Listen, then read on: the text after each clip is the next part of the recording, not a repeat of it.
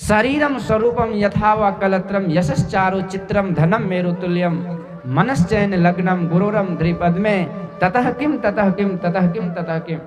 भगवान शंकराचार्य कहते हैं शरीर सुंदर हो, जिसको अंग्रेजी में स्मार्ट हैंडसम बोलते हैं, बहुत सुंदर हो।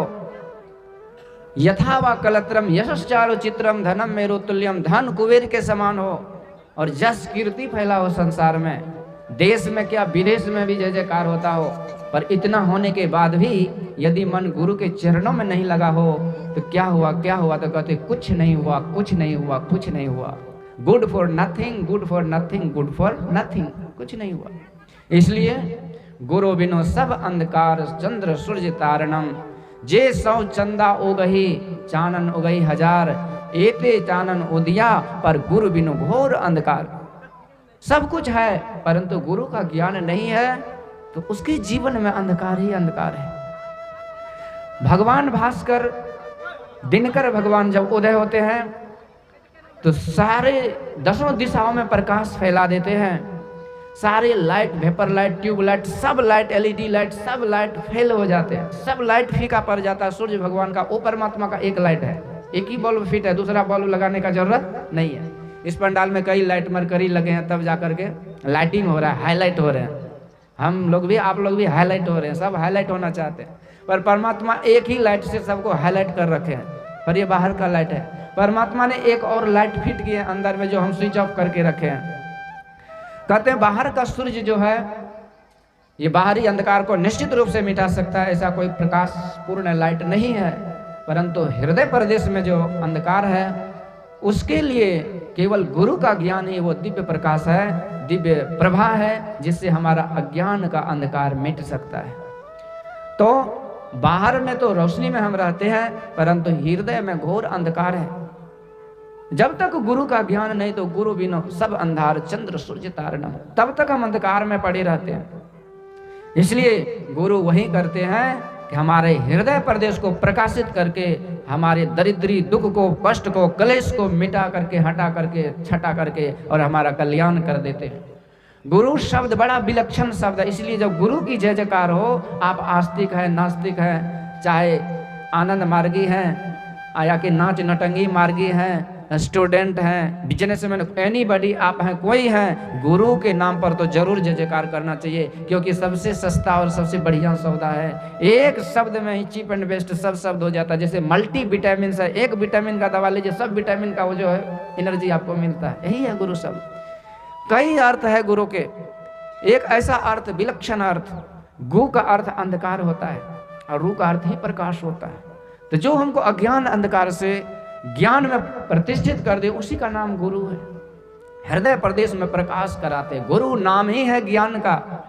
शिष्य सीख ले सोए अज्ञान मर जात, जाने बिना गुरु और शिष्य न कोई। There is no teacher, no students, no guru, no disciple minus knowledge. कहते बिना ज्ञान का कोई गुरु शिष्य है ही नहीं। तो गुरु हृदय प्रदेश में प्रकाश करते हैं और जानते हैं ये जो अंधकार है यही तो माया का रूप है। संत कबीर साहब कहते देख माया का रूप तिमिर आगे फिरे, तेरी भक्ति गई है दूर, जीव कैसे तरे। जीव का कैसे कल्याण हो सकता है? तुम्हारी भक्ति तो तब की दूर चली गई। घोर अंधारी में जीव दुखित छल। गुरु महाराज कहते घोर अंधेरा में जीव दुखी है। कोई भी अंधकार में रहा हुआ व्यक्ति, रहता हुआ व्यक्ति क्या सुख महसूस कर सकता है? क्योंकि सब कुछ तो प्रकाश में ही होता है। पर हमारे अंधकार तो जुग जुग से अंधेरे में हम पड़े हुए हैं। या नगरी में तिमिर समाना, भूल भरम हर बार। इसलिए बार बार भूल भरम होता है। इसलिए अब कहिए कोई अंधे आदमी, उससे पूछिए कि अंधकार क्या होता है, कितना दर्द, कितनी कष्ट, कितनी पीड़ा उसको होती है। या नगरी में तिमिर समाना, भूल भरम हर बार, खोज करो अंतर उजियारी, छोड़ चलो नवद्वार। यही गुरु बतलाते हैं। अज्ञान से, अंधकार से प्रकाश में प्रतिष्ठित करते हैं और उसका मार्ग बतलाते हैं। यही है गुरु। लेकिन अंधकार में तो यही तो दुर्भाग्य है कि हम लोग खुद अंधकार में पड़े हैं, पर नहीं चाहते हैं कि दूसरा भी प्रकाश में चले जाए। यही है ईर्ष्या, द्वेष। यदि खुद हम पड़े हैं दुख में तो दूसरे भी चाहते हैं कि वो भी पड़े रहे। क्योंकि लोग अपने दुख से उतना दुखी नहीं होता जितना कि दूसरों के सुख से दुखी हो जाता है। यदि दूसरों का दो आंख, आपके एक आंख फोड़ने से दूसरे पड़ोसी का दो आंख फूट जाए तो तुरंत आप फोड़ लेंगे? तो उसका तो फूट जाए दो, हम तो एक से कम चला लेंगे। आपका एक झोपड़ी छोटा सा घर जलने से उसका पूरा घर जल जाए तो अपना घर में आग फूंक देंगे। तो ये है, तो हम लोग तो अंधकार में पड़े हुए हैं, तो भला दूसरों को प्रकाश क्या बताएंगे। अंध परंपरा में ये संसार जी रहा गुरु, भक्ति की महिमा अपार निगुरा क्या जाने। अंधे आदमी अंधकार में क्या दुख होता है सोचते हैं, समझते हैं, महसूस करते हैं। आप कुछ भी, दुनिया आपके लिए है ही नहीं। मूंद वो आंख कतहूं कछु नहीं। कल्पना कीजिए प्रकाश का कितना महत्व है जीवन में। पर ये अंध परंपरा को जब तक छोड़ेंगे नहीं, अथवा जब तक गुरु नहीं मिलते, ये अंध परंपरा नहीं छूटता है। अंध परंपरा क्या समझते हैं? एक बार 10 अंधे जा रहे थे, कतार बनाकर जा रहे थे, लाइन वाइज आगे पीछे करके जा रहे थे, पर 10 अंधा था, 10 को दिखाई नहीं दे रहा था। 10 का जो कह रही है कि बोल फ्यूज था। अब जा रहे हैं तो जा रहे हैं, ऐसे अनुमान से जा रहे हैं कि कौन सा रास्ता ठीक है। लाठी उठी रहते हैं तो टो के जा रहे थे, गप भी कर रहे थे। संजोग से आगे में एक कुआं था, आगे वाले ने देखा नहीं, क्योंकि बोल बत्ती तो है नहीं, आगे हेडलाइट तो फ्यूज है सबका, ये हम लोग का हेडलाइट है ये। अब आगे एक कुआं था, अचानक हुआ क्या, तो आगे वाले धम से उसी में गिर गया, पिछले वाले चौकन्ना हो गया। कहते अरे भाई ये धम की आवाज हुई, रास्ता तो ठीक है। तो जो गिर गया था वो सोचा कि जब हम गिरिए गए हैं तो ये दुष्ट लोग पीछे में क्या करेगा। कहते बिल्कुल रास्ता ठीक है, बढ़ते चलो। अब दूसरा जो आगे बढ़ा तो वो भी धम, कुआं था तो धम से गिरेगा ना। फिर पीछे वाले चौकन्ने, भाई रास्ता तो ठीक ठाक है, आवाज कैसी हुई, धम की, धम की आवाज। तो दूसरे ने सोचा कि पहले से गिरा पड़ा नालायक, ये हमको नहीं बताया तो हम पीछे वाले को काहे बताएं। वो बोला रास्ता ठीक है, जो भी है बढ़ते चलो। अब जो भी आगे बढ़ा धमाधम गिरते चला गया। श्री सद्गुरु, इसी को बोलते हैं अंध परंपरा। खुद कभी गुरु के शरण में गए नहीं, ज्ञान ध्यान की बात समझे नहीं, तो क्या बाल बच्चा को खाक समझाएंगे। इसीलिए अंध परंपरा चल रहा है। अब विद्यार्थी अंग्रेजी मीडियम में पढ़ के आते हैं, अंग्रेजी ठीक है पढ़े, नॉलेज तो 5000 लैंग्वेज है, आप जितना पढ़िए दुनिया में बड़ा होइए। अंग्रेजी पढ़ के आते हैं, घर में फोटो लगा रहता है गणेश भगवान का। अब पूछेगा बच्चा अपने माता पिता से, dad who is that elephant, why it is put there, what do we need for that elephant picture. पूछेगा कि बच्चा पूछता है कि पिताजी ये फोटो जो है ये एलिफेंट का, हाथी का फोटो क्यों लगा रखे। बोलो इतना पढ़ लिख लिया अंग्रेजी मीडियम में, CBSE कोर्स से, उसको ये भी अकल नहीं कि गणेश भगवान है, इसकी पूजा के बिना तो कोई काम ही नहीं होता है। श्री सद्गुरु, वक्रतुंडम महाकाय कोटि सूर्य समप्रभ निर्विघ्नम कुरु मे देव सर्व कार्येषु सर्वदा। सब कार्य को निर्विघ्न करने वाले विघ्नेश्वर भगवान है, पर उसको पते नहीं पड़ा क्या तुमने। तो ये कहने का मतलब मेरा है कि अंध परंपरा में जीने वाले दूसरों को क्या ज्ञान सिखाएंगे। इसलिए गुरु तो ज्ञान का ही नाम है, इसलिए गुरु के बिना तो किसी का कल्याण नहीं हो सकता है।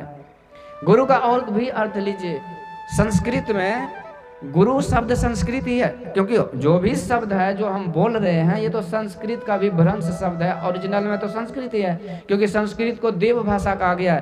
The Sanskrit language is the mother language of all languages. कहते हैं कि संस्कृत भाषा सब भाषाओं की जननी है, मदर ऑफ ऑल लैंग्वेजेस। तो सब तो वहीं से निकला, तो संस्कृत में इसीलिए इसको देव भाषा कहा जाता है, बड़ी शक्ति है। अब कहिए कोई पूजा पाठ होता है, पंडित जी क्या करते हैं, मंत्र पढ़ देते हैं। आपने कभी पूछा कि मंत्र का क्या अर्थ होता है? आप पूछेंगे नहीं, क्योंकि आपको तो उतनी अकल है नहीं, क्योंकि वो तो आपके दिमाग में तो ये बैठ गया है कि वो जो बोल रहा है सब ठीक है। और वो भी जानता है कि जजमान सब भोला भगत, आंख में धूल झोंको दक्षिणा लो, बाकी कुछ नहीं करना। जो भी मंत्र पढ़ता है पंडित जी या कोई बाबा महाराज लोग, ये सारे मंत्र संस्कृत में होते हैं, और संस्कृत देव भाषा है, इसलिए यह मंत्र पवित्र है। कोई भी मंत्र पढ़ दे आपका यज्ञ मानिए सफल हो जाता है, पवित्र हो जाता है। और पवित्रीकरण मंत्र में तो और पवित्र होता है। तो ये गुरु शब्द संस्कृत शब्द है। गुरु का अर्थ होता है बड़ा, और गुरु का विपरीत अर्थ जो होता है, जैसे दिन का उल्टा रात, सुख का उल्टा दुख, लाभ का उल्टा हानि, अंधकार का उल्टा प्रकाश।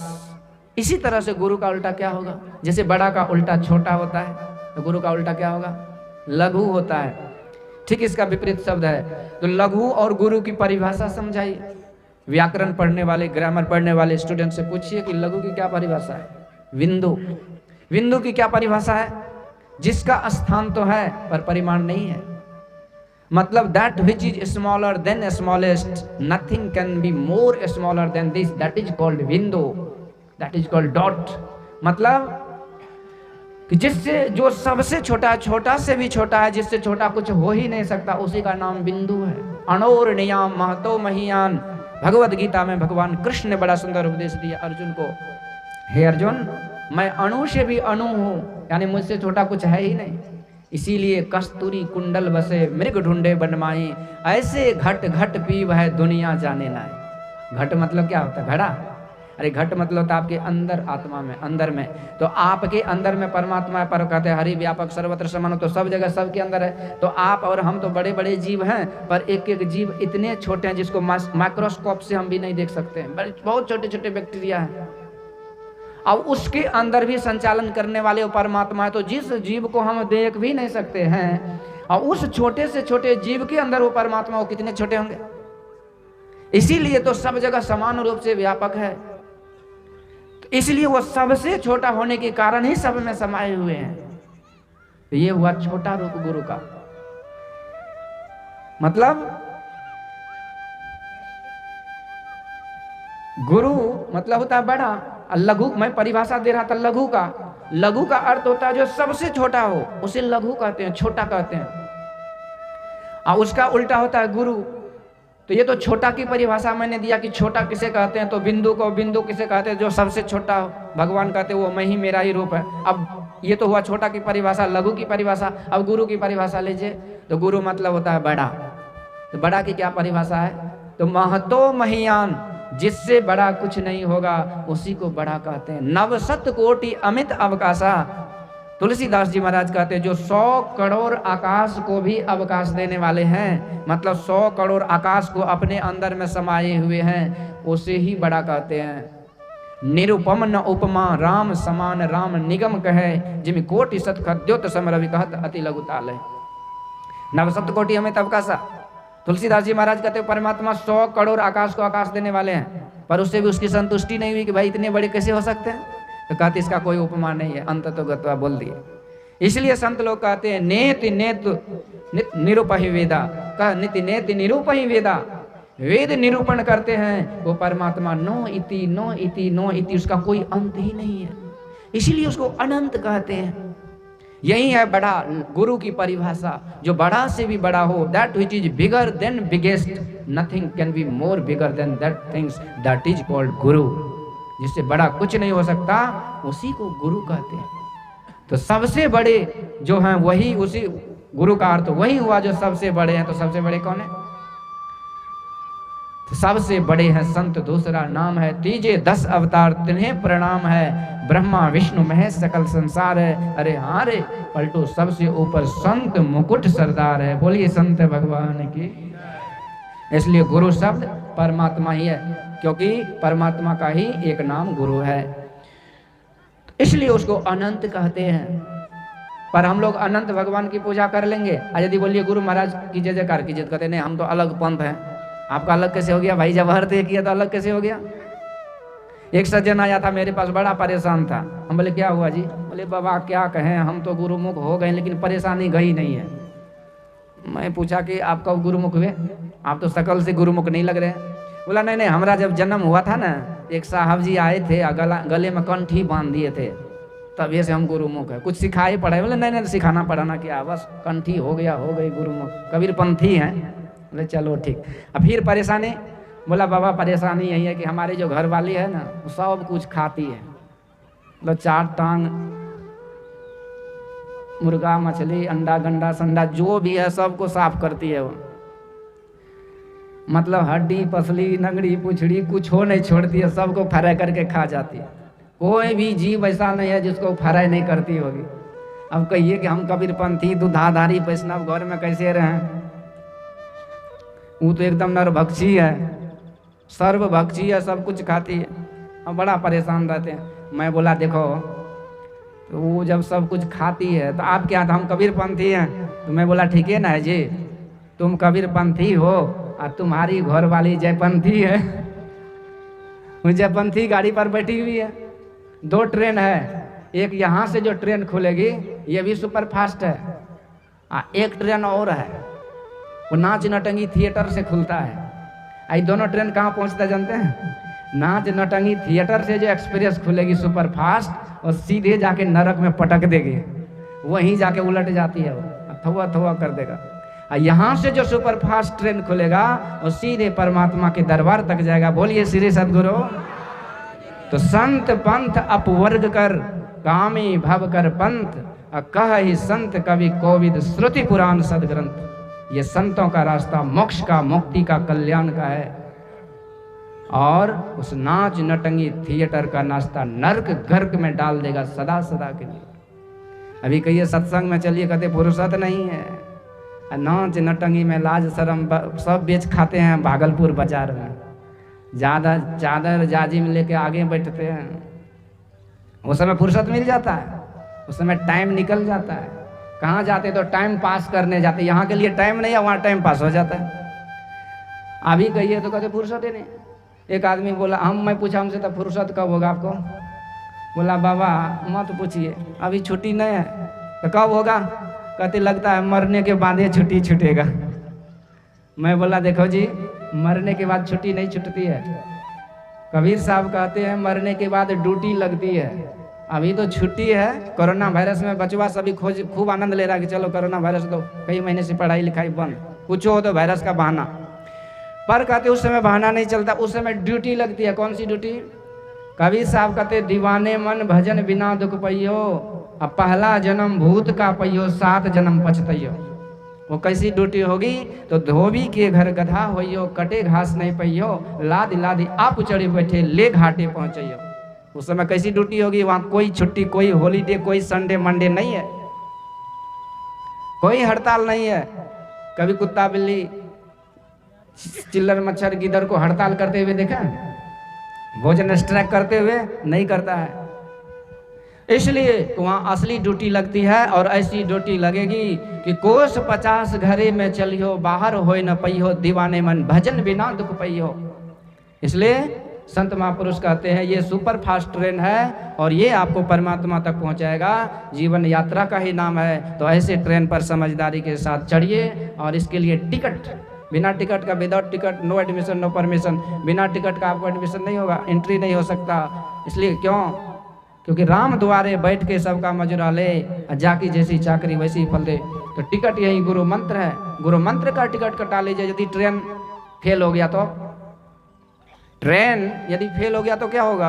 आपने शताब्दी ट्रेन का टिकट लिया और ट्रेन कैंसिल होगा तो क्या आपको बैलगाड़ी पे भेजेगा? वो सरकार की जिम्मेवारी है। यदि शताब्दी ट्रेन में टिकट है तो कोई दूसरी उसी कैटेगरी का ट्रेन आपको मिलेगा, आपको रिक्शा पे नहीं भेजेगा। इसी तरह मनुष्य शरीर रूपी ट्रेन हम लोग को मिला है यात्रा करने के लिए।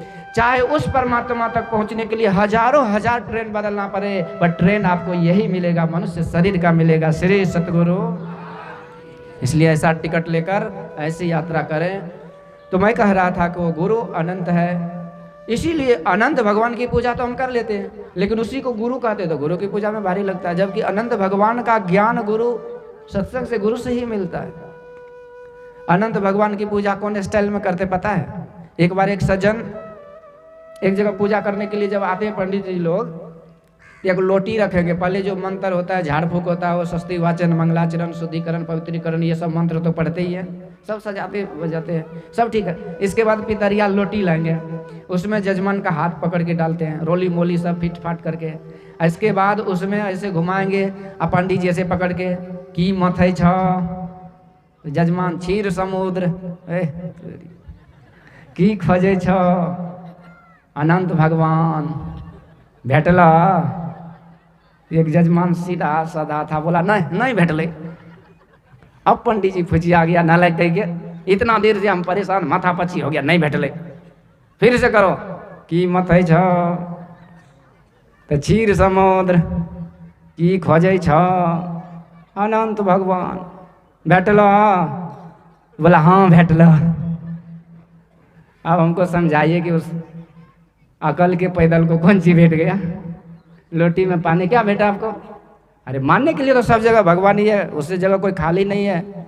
God is the maker and material cause of this cosmic universe, यानी वो बनने बनाने वाले सब वही है। पर आपको कौन चीज भेट गया भाई? कुछ नहीं मिला, क्योंकि गुरु का ज्ञान ही नहीं। तो अनंत भगवान किसे कहते हैं हम जानते ही नहीं है। तो मैं कह रहा था गुरु सबसे बड़ा जो पदार्थ है उसको कहते हैं, और सबसे बड़ा परमात्मा ही है, क्योंकि वो सारे जगत को जन्म देने वाले, उसको कोई जन्म देने वाला नहीं है। इसीलिए गुरु का गुणगान, गुरु की जय जयकार में सबकी जय जयकार हो जाती। बोलिए श्री सद्गुरु। तो यही गुरु विषय पर हम लोग अभी पाठ सुन रहे थे। पर व्यवहारिक जगत में भी आइए तो बिना गुरु का कोई काम नहीं चलता। कबीर साहब कहते हैं गुरु महाराज तो है ही, पर उसके पहले भी गुरु। देखिए बात ये है ना कि आपको मान लीजिए पढ़ते हैं, कई सब्जेक्ट होते हैं। 10वीं के बाद जो आप इंटर में प्रवेश करते हैं, ग्रेजुएशन तक आगे पीजी जो भी करते हैं, तो उसमें कई गुरु होता है ना, कई सब्जेक्ट को। वो तो बाद में आर्ट्स कॉमर्स साइंस लेते हैं, उसके पहले तो कई सब्जेक्ट है। अब एक सब्जेक्ट में फेल हुए तो क्या आप पास हो जाएंगे? एक सब्जेक्ट में क्रॉस लग गया तो फेल हो गए। पर हम लोग एक ही सब्जेक्ट को मानते, पर बाकी सब में फेल ही फेल है। इसलिए कबीर साहब कहते सब सब्जेक्ट को मजबूत करो, तब सक्सेसफुल लाइफ होगा, तब आप ज्ञानी हुए। तो इसके लिए सब गुरु मजबूत होना चाहिए। तो कबीर साहब कहते 7 तरह के गुरु हैं संसार में, सामा स्वरूप में। वैसे तो सब गुरु ही चोरी चपाटी जो सिखाते हैं, तो कला है तो ज्ञान सिखाए तो गुरु ही हुआ, लेकिन वो गुरु अंधकार में ले जाता है, अज्ञानता में ले जाता है, दुख में डालता है। कबीर साहब कहते हैं 7 गुरु संसार में, चेला सब संसार, सतगुरु सोई जानिए जो भव जल उतारे पार। वही सतगुरु। 7 गुरु कहते सरकार कौन कौन है बतला दीजिए थोड़ा सा। कहते प्रथम गुरु तो तुम्हारे सामने ही है, जिसके बदौलत तुम आए हो। प्रथम गुरु है माता पिता। ये माता को हमारी संस्कृति में, हमारे पूज्य स्वामी जी महाराज बोल रहे थे अंग्रेजी मीडियम में, अंग्रेजी कोई अपना सर्वस्व मानने वाले माँ नहीं बोलते, जबकि माँ में बहुत मिठास है, शब्द में आकर्षण है। मीठी बोली क्या है? वशीकरण यह मंत्र है, तजिदे बचन कठोर, तुलसी मीठे बचन ते सुख उपजत चहुओर। तो बहुत मीठा शब्द है माँ, पर माँ नहीं बोलेंगे, क्या बोलते हैं? हाय माम। और उसको पता है कि हाय हाउ में हाय माम का अर्थ क्या होता है? अरे माम का अर्थ ही मुर्दा होता है। मम्मी जो है ना, मम्मी मुर्दा को बोलते हैं, लाश को बोलते हैं, इसलिए मम्मी मत बोलिए तो अच्छा है। ये शब्द अर्थ बड़ा विलक्षण है। डेड का अर्थ ही मुर्दा होता है, और पिताजी को डेड बोलते हैं। तो कहने का मतलब यही हुआ कि प्रथम गुरु है माता पिता। ये माँ पहला गुरु है। यदि माँ ने संतान नहीं दिया, संस्कार नहीं दिया बच्चा को, तो दुनिया का कोई यूनिवर्सिटी उसको सुधार नहीं सकता है, क्योंकि first impression is the last impression for everyone. सबके लिए पहला इंप्रेशन, प्रभाव जो होता है वही अंतिम प्रभाव होता है। और बच्चे का क्लास जो है, टीचिंग प्रोसेस, ये कहाँ से स्टार्ट होता है? माँ के पेट से। आप देखिए प्रहलाद जी महाराज दैत्य कुल में जन्म लिए, लेकिन भक्त हो गए। आज भक्त कुल में जन्म लेते हैं, मानव कुल में, भक्त कुल में जन्म होते हैं, और दानव वाला संस्कार आ जाता है। क्यों? क्योंकि शिक्षा ही गड़बड़ हो गया। उस कयाधु देवी को देवताओं ने पकड़ के ले जा रहा था। देवर्षि नारद जी कहते भाई ये क्या कर रहे हो? हमारी संस्कृति में नारी को पूजते हैं, उसको सम्मान देते हैं, आदर देते हैं, और नारी को 9 रूप में हम लोग देवी शक्ति की पूजा करते हैं। नया साल तभी से शुरुआत होता है। यस्य नार्यस पूज्यन्ते तत्र रमन्ति देवता। जिस संस्कृति में नारी की पूजा होती है वहाँ देवता लोग रमन करते हैं। और तुम मार रहे हो देवता होकर के, तुम्हें शर्म नहीं आती? क्यों मारोगे? कहते सरकार एक हिरण्यकश्यप तो नाक में दम करके रखा है, और इसके पेट में उसी का बच्चा है। अब वो जन्म लेगा तो पता नहीं कब हम लोग को छुट्टी मिलेगी, इसीलिए मैं सोचता हूँ ये दोनों को मार दो। नारद जी कहते थोड़ी सी लज्जा करो, तुम छोड़ दो, तुम्हारा टेंशन मेरे ऊपर है, हम इसको ठीक कर देंगे। देवी माँ को ले आई, कयाधु देवी को। इसीलिए देखिए हमारे संस्कृति में जब नारी जाति का नाम लिखा जाता है तो शुरू में श्रीमती लिखते हैं, अब बाद में देवी लिखते हैं। आजकल तो मिस्टर मिसेस आ गया। ये मिस्टर मिसेस बड़ा खतरनाक शब्द है, जिसका अर्थ यहाँ हम बोल भी नहीं सकते, इतना गंदा अर्थ है।